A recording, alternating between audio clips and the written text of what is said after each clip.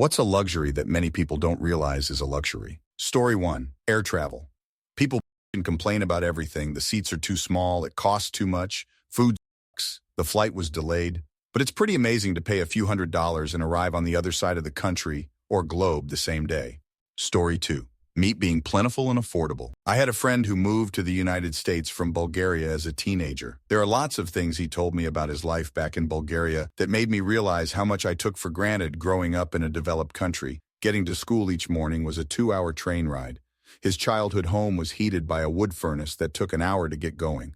The only toys and games available were, and I am quoting him here, the things Russia didn't want. But the one that most rang to me, the one I'll never forget, was when he saw a commercial with a freezer stocked full of meat, laughed and said, "Who freezes meat?" I thought he was kidding, but no, he wasn't. Turns out, for a lot of people around the world, the idea of having so much meat that you can freeze it and save it for later is a fantasy. Story 3. Minimalism. The idea that you don't keep a lot of things around because if you end up needing it in the future, you could buy it new. It's the opposite of hoarding in the sense that you may not need something right now, but you might someday. Story 4. Never having to fear. Job loss, homelessness, humiliation, torture, pain, group home, nursing home, imprisonment, police, jail, psych wards, meds, forced sleep-deprived, forcibly medicated, forced gyno exams, etc. Joblessness, helplessness, because nobody is ever allowed to inflict such upon you. Story 5. Grocery shopping without any concerns about how much things cost. I got used to buying freely and not having to watch my spending. Now, I have to have a budget and shop sales. Minimize meat and high-quality or organic foods. It's not the life I imagined at 60, but I now understand it was a luxury. Story 6. Having a pet. People treat it like it's just fun to have a cute animal, but in reality, it is an expensive luxury that not everyone should have. I come across so many posts of people saying their pet is severely ill, but they can't afford to take them to the vet and asking for home remedies.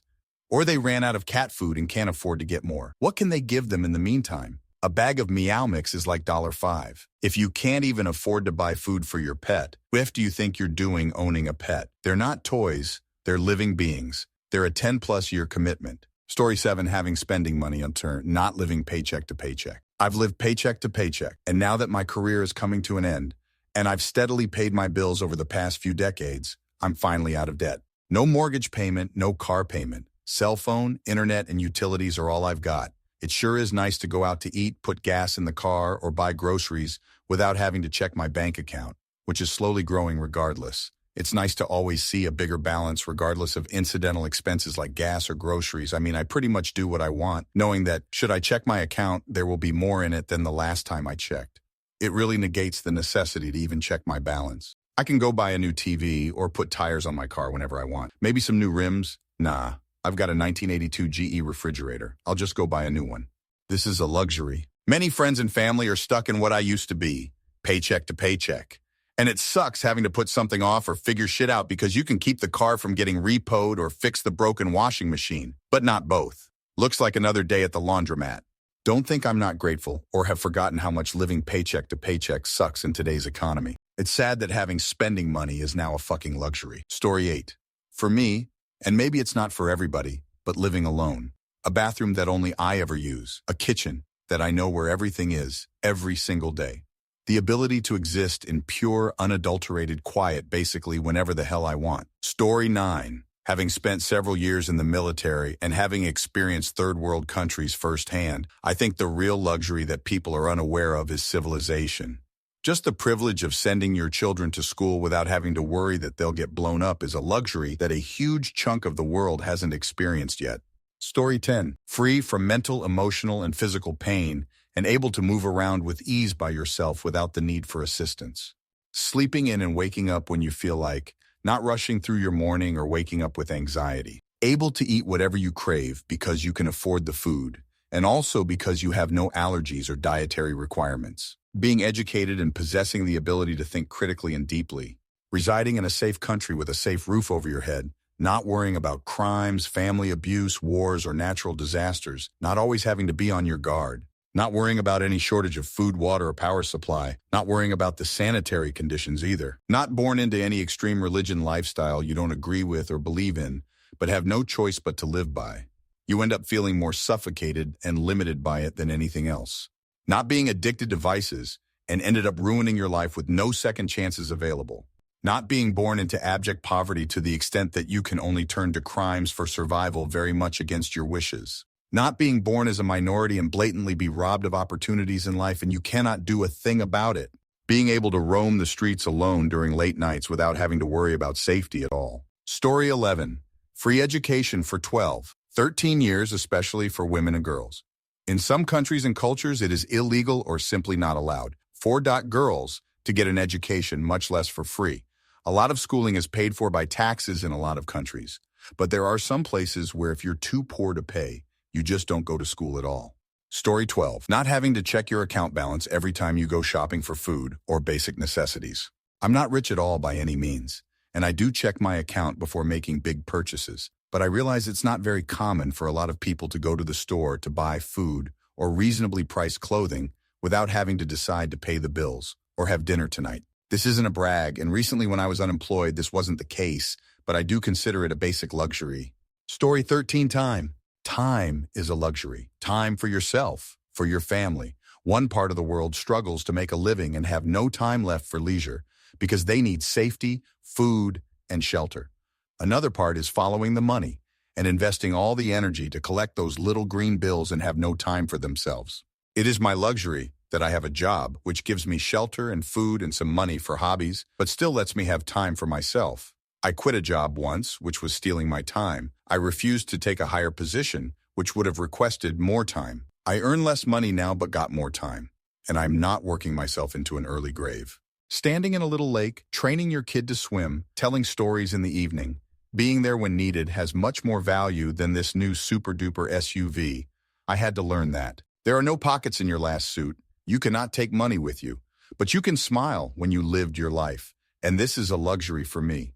A luxury to be born in a country with no war and with good schools and university. A luxury to get jobs that earn you a living but let you have time. This is not the standard. How damn lucky are we? Story 14. Time. Adam Carolla loves to say, you don't have to be rich to spend an hour every day with your kids. When you get home from work, spend an hour shooting hoops in the driveway before dinner. Yeah, they can't because they're making dinner, jackass. Then they're cleaning up, folding laundry, doing dishes, and 100 other things. Working class people don't have help, dickhead. And I love the idea that any middle-class American can even make it home from their 9.5-hour workday plus 45-minute commute with an hour to spare before dinner. Maybe if they're eating dinner at 8:30 at night. Remember when people literally died fighting to give us a 40-hour work week? Now, if you want a job with health insurance, you'll work whenever they say and for as long as they want. Story 15. I called my phone carrier during the pandemic because I was having billing issues. The tech on the phone was almost in tears at the end of our phone conversation because of the COVID lockdown. Her employer literally locked all their employees in the building and would not let them leave. I think they were in the Philippines or some other South Asian country. Yay, America, freedom. Story 16. I hate to say it, but owning pets, more so dogs, especially in this economy, they need lots of time, training, and veterinary care, which like everything else has increased due to inflation. Many people cannot even afford the bare minimum like wellness exams, vaccines, and preventions. The amount of people I see who work 12 hours a day, living paycheck to paycheck, and clearly have a lot going on in their lives, get brand new baby puppies. It rarely ends well for the dogs. The amount of neglect I've seen working in veterinary medicine, the amount very preventable diseases, or the amount of people who leave a serious condition untreated to the point where it's too late. It's just heartbreaking. Story 17. Clean running water in the house. Yesterday, one of my kids was complaining that someone was in the upstairs hall bathroom when she wanted to fill up her water bottle. I told her we had 3 other taps inside the house to pick from, plus the filtered water spout on the fridge, so no need to complain. Just pick another one. Then I had to take a moment to myself because I was a little boggled that we have 5 clean, on-demand water sources in our not overly impressive suburban house, when there are people right now who have to walk miles for access to questionable drinking water. I am unfathomably rich in the grand scheme of human existence. Story 18. Literally everything. Everything that your average American has. Cupboards, technically. Toothbrushes, tampons, socks, hairspray, high fructose corn syrup, non-perishable food, perishable food, olive oil, shot glasses, hairdressers, scented soap, Stanley cups, the actual Stanley cup. All of it is frivolous when you boil it down to actual needs for living. Story 19. The thing is, I knew people from other countries. There was an African man that was a manager at the restaurant I worked at when I was in college. He was amazed at the level of comfort we consider poverty. Where he was from, if you had running water, electricity, and a ceiling fan, you were very rich. Changed my views on a lot of things. Story 20 AC, it shouldn't be, but many can't afford the electric bill in summer and vice versa with heat in winter, even with low-income discounts. And where I live, the electric costs are tiered, and more you use, the higher the rates are per kWhr. I'm like, yeah, elderly and heat exhaustion is no joke yet. We make it hard for them and others to afford AC. I live where it's over a 100 upwards of 115 for about 4 months of the year. Story 21. Almost everything about the way modern humans live is a luxury. Traveling more than a few miles in a day, along carefully curated roads with wild beasts and natural phenomenon that would have spelled disaster for your ancestors kept carefully at bay. You brush off a broken leg or fever like a minor inconvenience. You go to the grocery store and select meat that someone else killed and plants that someone else picked for your dinner, and you eat meat just about every single day. Conversely, you live in a world where huge efforts have been made to be able to support you living without the meat you were designed through evolution to require. When the sun falls, you turn on your lights that mean you can continue your life at unnatural hours. Finally, you lay down to sleep in a mattress that a king of old would have killed for. Don't forget that you're reading this on a rock tricked into spraying lights, which you may also use to access all the knowledge and opinions of humanity all at once. Story 22. Not being forced to stay in abusive, unhealthy relationships and situations because you have enough income or help or resources to simply leave. Shelters often aren't safe, especially if you're already a survivor of crime, assault, and many people are disabled and can't find a suitable job or steady enough income to get their own place. Nor do they have friends or family willing to help. Never having to stay stuck between a rock and a hard place because you have access to the resources to say bye and bounce and maintain healthy boundaries and self-esteem by leaving bad surroundings or abusive people. Story 23 and 24/7's electricity.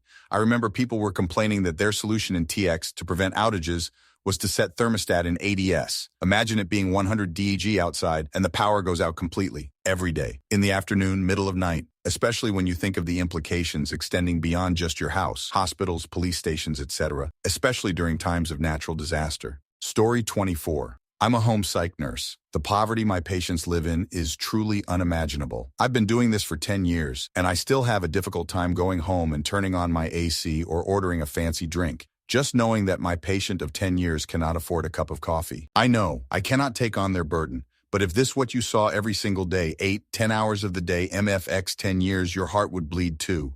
It's gotten better throughout the years, it's just rough. Story 25. It is said just having abundant food source, clean water, roofs over our heads, and money in the bank makes us some of the wealthiest people on earth. Modern people have powerful computers, phones, with them at all times. Air-conditioned buildings, running water, free education. All knowledge is at our fingertips via the internet. Many live with parents until 25. Many live in luxury.